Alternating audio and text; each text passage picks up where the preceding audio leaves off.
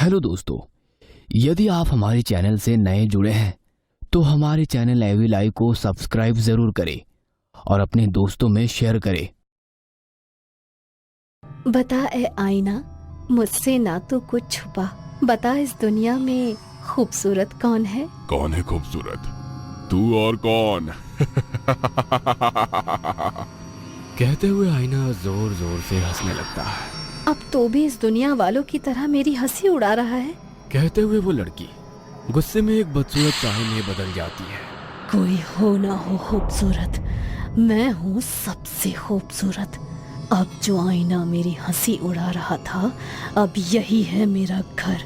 खूबसूरती के लिए सीरत को जो करेगा नजरअंदाज, वो होगा खत्म, हमेशा के लिए खत्म। कहते हुए वो साया धुआं बनकर उस आईने में समा जाता है। माँ, ये सब क्या है? तुमने मेरी शादी तय कर दी और मुझे बताना जरूरी भी नहीं समझा। हर चीज तुझसे पूछ के तय नहीं करूंगी। तुम्हारे पिताजी के दोस्त की बेटी है। बचपन में ही उन्होंने अपनी दोस्ती को मजबूत करने के लिए तुम्हारी शादी तय कर दी थी। अब जब सही समय आ गया है, इसीलिए उन लोगों को एक दो रस्म के लिए बुला लिया है घर में। माँ, आपने सीधे रस्म के लिए बुला लिया। एक बार भी नहीं सोचा कि यदि मैं किसी से प्यार करता हूँ तो? देखो, सब कुछ तय है। तुम कल मेहमानों के सामने कोई नाटक मत करना। माँ की बात सुनकर अनिमेष गुस्से से अपने कमरे में चला गया और फोन पर किसी से बात करने लगा। फोन पर बात करते करते उसके चेहरे पर चमक आ गई। अगले दिन सब मेहमान उनके घर आ चुके थे, मगर लड़की घूंघट किए बैठी थी।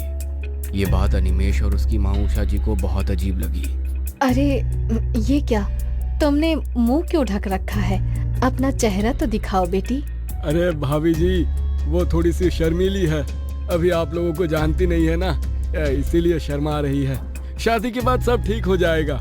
उनका ये तर्क उषा जी को कुछ समझ में नहीं आया, मगर अपने पति के वादे को पूरा करने के लिए उन्होंने ज्यादा सवाल जवाब किए बिना शादी करवा दी। मगर शादी की रात ही अनिमेष गुस्सा होते हुए बोला, माँ, तुमने मेरी बात नहीं मानी ना? देखो, हमारे साथ धोखा हुआ है। धोखा? कैसा धोखा? अरे लड़की के पूरे चेहरे पर दाने दाने हैं, बहुत ही गंदी लग रही है। गंदी लग रही है? क्या कह रहा है तू? जरा मैं भी तो जाकर देखूं।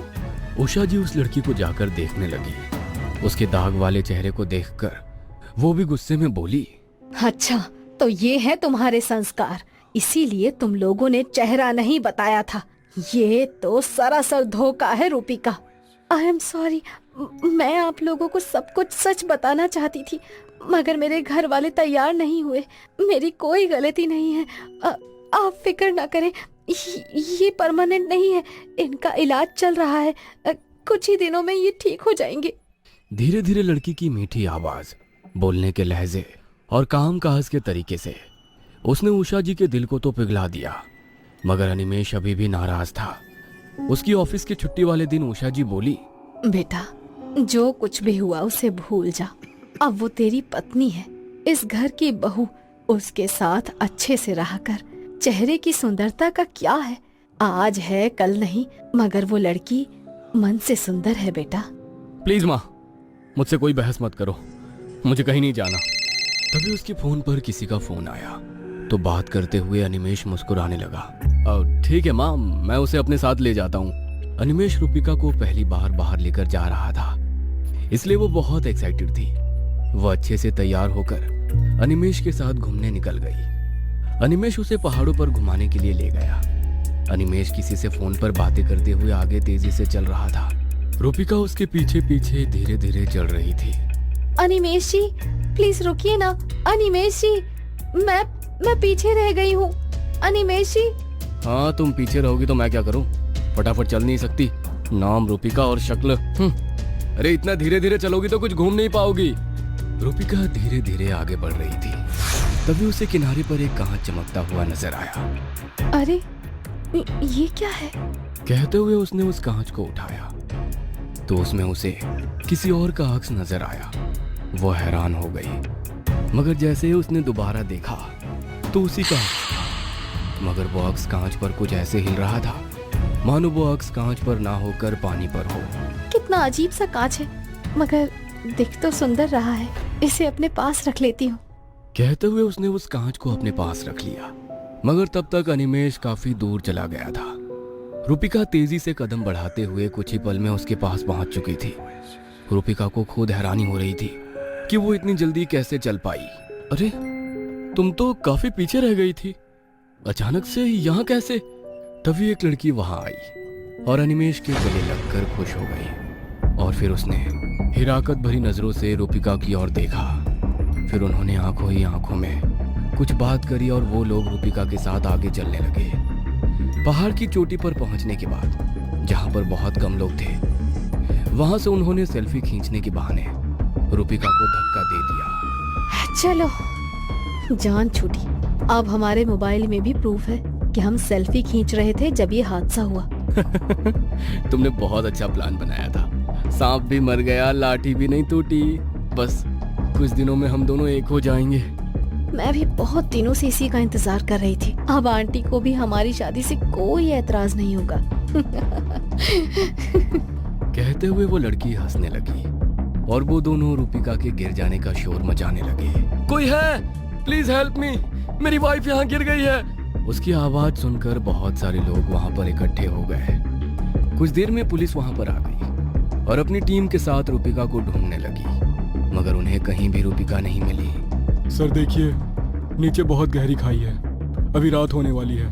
हम उसका रेस्क्यू सुबह ही शुरू कर सकते हैं। रात भर में यदि उसे कुछ हो गया, कोई जंगली जानवर ने उसे खा लिया तो हम लोग इस वक्त कुछ भी करने में सक्षम नहीं है सर। आप लोग भी अपने घर जाइए, सुबह देखते हैं क्या कर सकते हैं। अनिमेष और वो लड़की एक दूसरे को देखकर मुस्कुराने लगे और इंस्पेक्टर के साथ ही पहाड़ से उतरकर जैसे ही अपनी कार के पास पहुंचे, कार में रुचिका बैठी हुई थी। तुम यहाँ?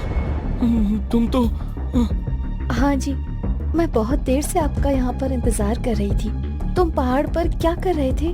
अनिमेष हैरानी से उस लड़की की तरफ देखता है। लड़की गुस्सा होकर वहां से चली जाती है। अनिमेष रूपिका की साइड वाली सीट पर बैठकर ड्राइव करने लगता है। तो बैक व्यू मिरर में रूपिका का चेहरा बहुत ही भयानक नजर आता है। वो डर कर अगले ही पल जैसे ही रूपिका को देखता है तो वो पहले की तरह ही नॉर्मल थी। घर पहुंचकर अनिमेष गुस्से से अपने कमरे में चला गया।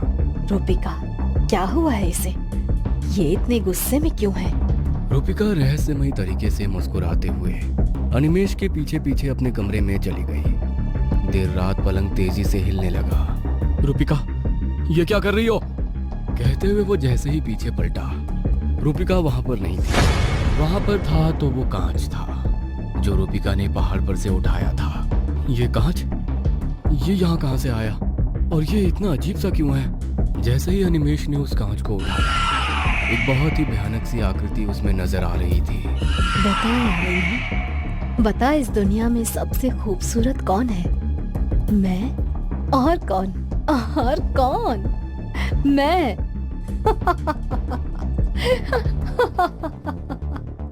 कहते हुए वो जोर जोर से हंसने लगी। अनिमेष ने उस भयानक आकृति को देखकर उस कांच को फेंक दिया। जैसे ही उसने कांच को फेंका, उसमें से धुआं निकलकर बाहर आया और उसने एक औरत का रूप ले लिया। इस दुनिया में सभी को चांद पसंद है, मगर कोई उस चांद के दाग को नहीं देखता। जब ईश्वर ने उस चांद में भी दाग बनाए हैं तो इंसान की क्या औकात है। मगर तुम्हारे जैसे लोग सुंदरता में इस तरह खो जाते हैं कि उन्हें होश ही नहीं रहता कि मन की सुंदरता भी कोई चीज होती है। अब तुम भी बहुत सुंदर हो जाओगे, बिल्कुल मेरी तरह।